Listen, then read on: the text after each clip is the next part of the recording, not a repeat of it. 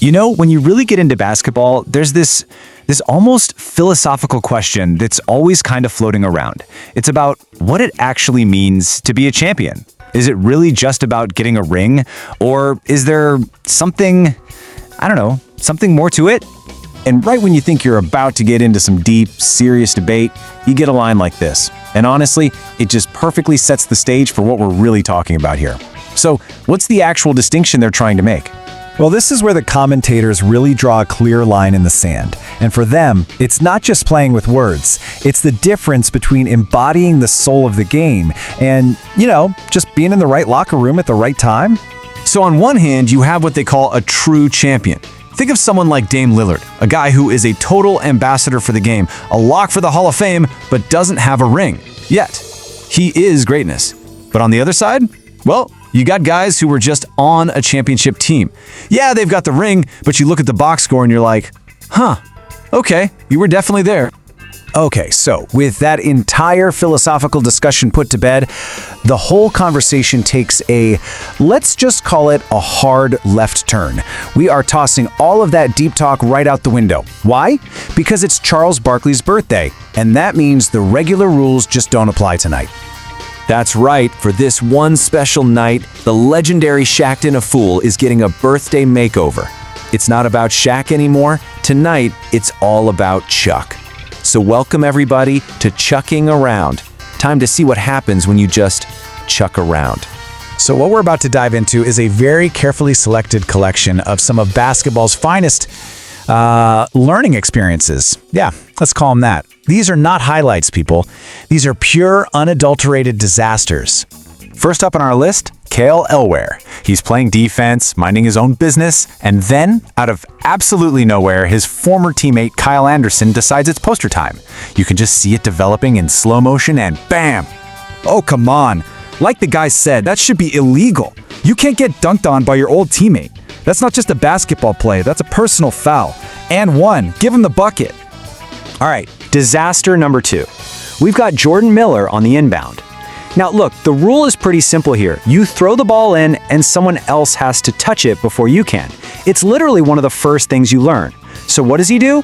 He just goes and picks it up himself. Come on, man. You can just feel the collective pain through the TV.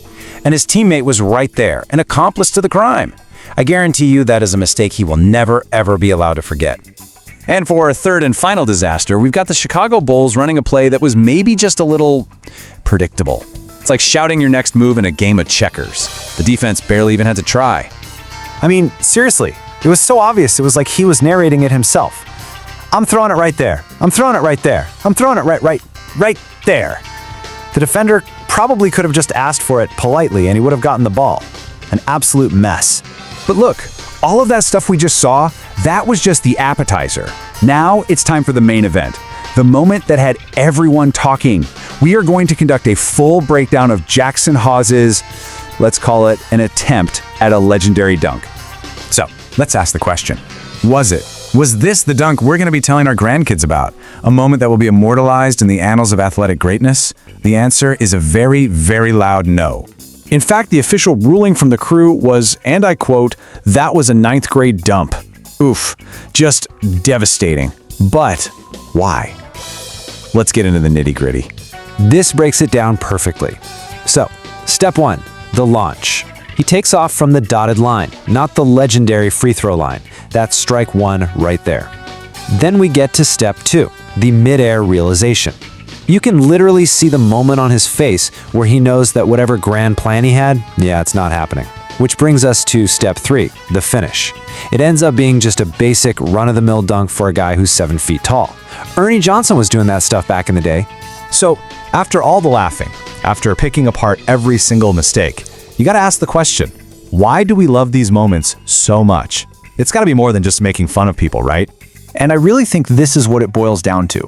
We tune in to see these athletes do things that seem almost superhuman. But a segment like Chucking Around brings it all back down to earth. It reminds us that even the best players in the world can forget a basic rule, throw a terrible pass, or completely misjudge a dunk. It makes them human. And that's the thought I want to leave you with. In a sports world that is just flooded with perfect slow-motion highlight reels of amazing plays, maybe it's the bloopers that really keep things in perspective. They're the little reminders that under all the fame and the jerseys, they're just people out there trying to do a job. And sometimes they fail in the most spectacular way possible. And maybe that's why we love it.